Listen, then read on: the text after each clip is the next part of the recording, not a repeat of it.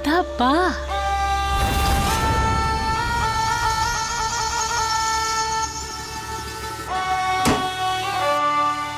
আজকে তো তুমি দাদা ফাটিয়ে দিয়েছো, পুরো বাড়ির লোকের কাছে তুমি সুপারম্যান হয়ে গেছো।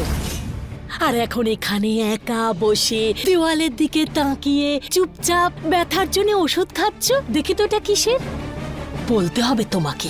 আপনি এখন এখানে কি করছেন? দাদা আমি ভাবছিলাম যে আমি এসে তোমাকে ব্যথায় এসে মলম দিয়ে দেই। এমনিতে ব্যথাটা তো দেখতে হবে না যে এটা আসল না নকল, তবেই তো ওষুধ কাজ করবে। মানতে হবে দাদা ব্যথাটা তো আসল, কিন্তু তোমার এই যে ব্যবহার, এই যে কুমিরাশ্রু, এই যে নাটকটা ছিল, আমি তো সেটাই জানতে এসেছি সেটা আসল ছিল নাকি নকল। কি বলতে চাইছেন আপনি? বাহ দাদা বাহ, কি সাংঘাতিক পরিবর্তন তোমার। বাহ, আমার নিজের থেকে খোঁজ নেওয়ার আগে তুমি বলো আমাকে এমন কি কাজ করেছো যে শুভর বাড়ির লোকগুলোকে নিজের দিকে করে নিয়েছো। তুমি আমাকে বলো না।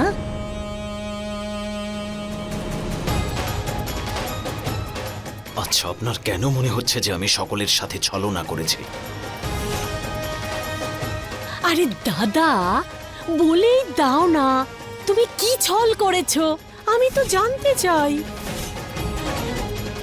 হ্যাঁ, তুমি আমাকে একেবারেই ঠিক চিনেছ। আমি সেই ব্রজেশ।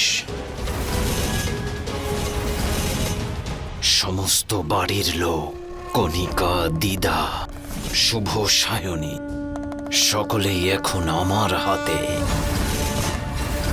কি বলেছিলে তুমি? আমার ওয়ার্ল্ড ক্লাস ড্রামার দ্বারা সবাইকে আমি বোকা বানিয়েছি। এটাই শুনতে চাইছিলে না তুমি?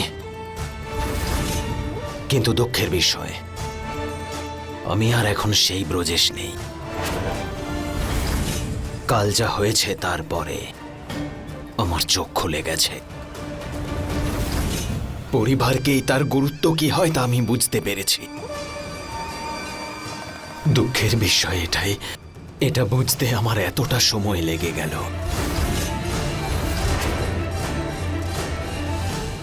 বাহ দাদা বাহ, আজকে তো না ওয়ার্ল্ডের হিস্ট্রিতে এই বাড়ির সবচেয়ে বড় শয়তান হয়ে গেছে সাধু। জয় জয় দাদা, জয় জয়। আরে সায়নী, তুমি এখানে?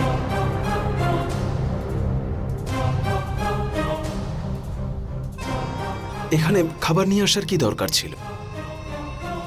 কেন পিসিমশাই, আমাকে নিয়ে আসতে পারি না? তেমনটা নয়, আমি ভেবেছিলাম তোমার পিসি চলে এলে একসাথে খেয়ে নেওয়া যেত। আসলে পিসি সবার সাথে খাবার খাচ্ছে নিচে। আমি বললাম যে আমি আপনাকে খাবার দিয়ে যাচ্ছি, এখনই চলে আসবে। Thank you.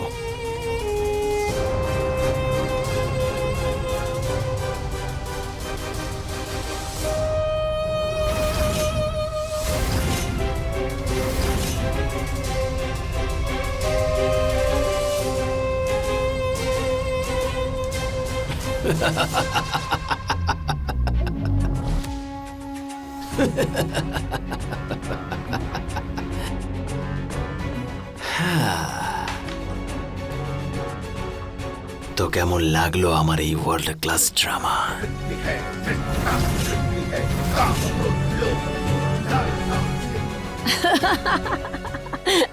আমি জানতাম তুমি কিছুতেই পাল্টাতে পারো না দাদা। প্রথমবার দেখছি।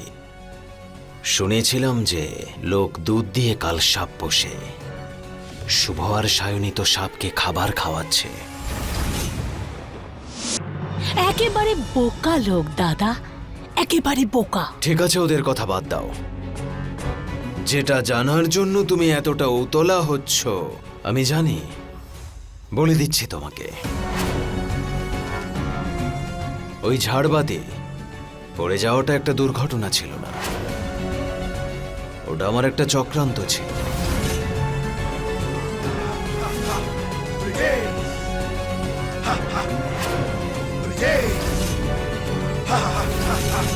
এরা যদি নিজের সমস্ত শক্তিও ব্যবহার করে আমায় হারাতে পারবে না। সায়নীকে আমি রুমে আসতে দেখে নিয়েছিলাম, তাই আমার খেলাটা ঘুরিয়ে দিলাম। বাহ দাদা বাহ, বলতেই হবে তুমি একেবারে মাস্টার মাইন্ড। কিন্তু তুমি আমাকে বলো এই শুভ নামের ঝামেলাটাকে কি করবে? আমি শুভকে মেরে জেলে যেতে চাই না। এবারে অন্য কিছু হবে।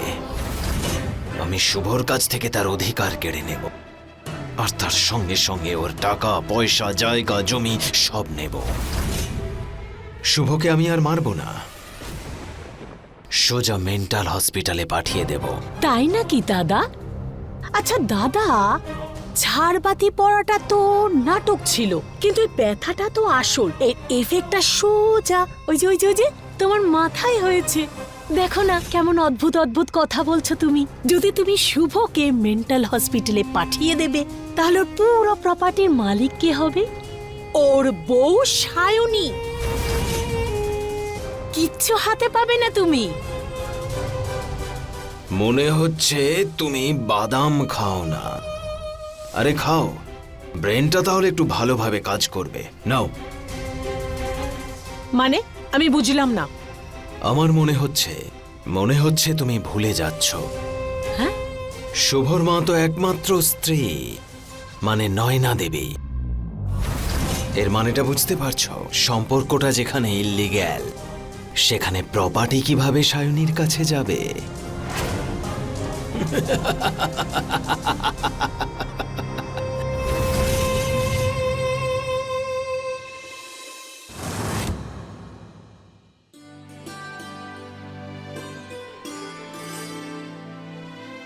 নাভিয়া, এই দেখ আমি বানিয়েছি, খেয়ে বলতো কেমন হয়েছে। সকাল সকাল কে হালুয়া খায় পিসি? নাভিয়া, খা।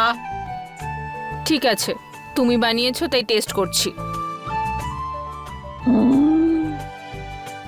এত ভালো হালুয়াটা, আই লাভড ইট, দারুণ হয়েছে পিসি। সত্যি বলছিস? থ্যাংক ইউ সো মাচ মা। শুভ, পিসিমণি, শুভ, এই সমস্ত কাজকর্ম তুই পরে করবি। এই দেখ আমি তোর জন্য কি এনেছি, আগে খেয়ে বলতো কেমন হয়েছে। আর আবার? হ্যাঁ ঠিক আছে। আরে এত সাসপেন্স কেন, তাড়াতাড়ি বল। কে বানিয়েছে এটা? উত্তর দাও। আমি বানিয়েছি। কেন?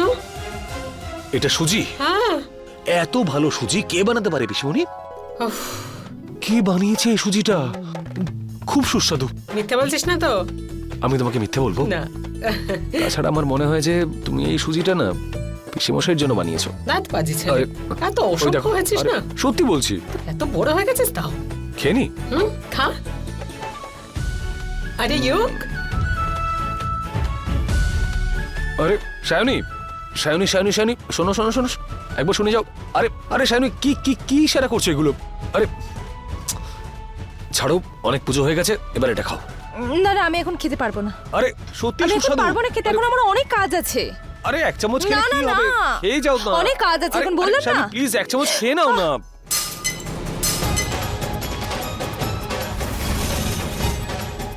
পিসি ধরো। হ্যাঁ ফাইন, রিল্যাক্স, ছাড়ো এসব। ভুল তুমি করে যখন পড়ে আমার গেছে। হাতে খেতে চাও না, আমাকে সামনাসামনি বলে দিতে পারতে।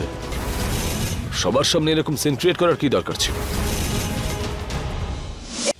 আমি পরিষ্কার করে দিচ্ছি। শুভ, কি যে করিস না। সায়নী, ছেড়ে দাও মা, ওরা পরিষ্কার করে দেবে। কি হয়েছেটা কি বলো না। শুভ তো ভালোবেসে তোমাকে খাওয়াতে চাইছিল, তুমি খেলে না কেন? কোনো প্রবলেম আছে?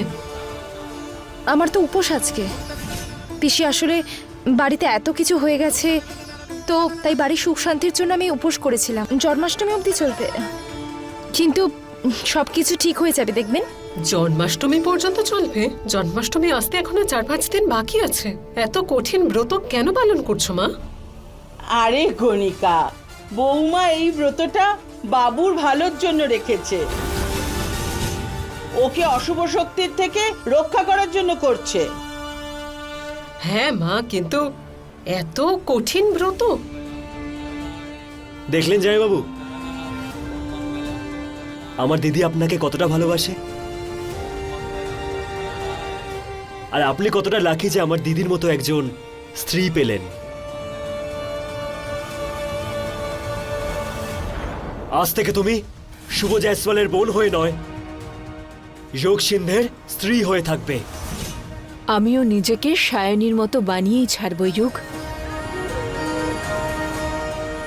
আচ্ছা, তাহলে নিজের হাজবেন্ডের কেয়ার আর হ্যাপিনেসের জন্য সবাই উপোস করে, আমিও উপোস করব। ও নাকি ফার্স্ট। নভিয়া, ছেড়ে দে বাবা, তুই পারবি না। কেন? আমি কেন পারবো না? আমি না তোকে ছোটবেলা থেকে চিনি। ও যদি একবেলা খাবার না পায় তাহলে বাড়ি তো কি গোটা শহরকে মাথায় তুলে নেয় ও। কিন্তু আমাকে চেষ্টা করতে দাও, এবার আমি নিজেকে কন্ট্রোল করব। নাভিয়া, তোমার এটা করা কোনো দরকার নেই। বাড়ির একজন মানুষ যদি উপোস রাখেন তাহলেই হয়ে যাবে। ঠিক বলেছে আমার দিদি, কোনো দরকার নেই নাভিয়া।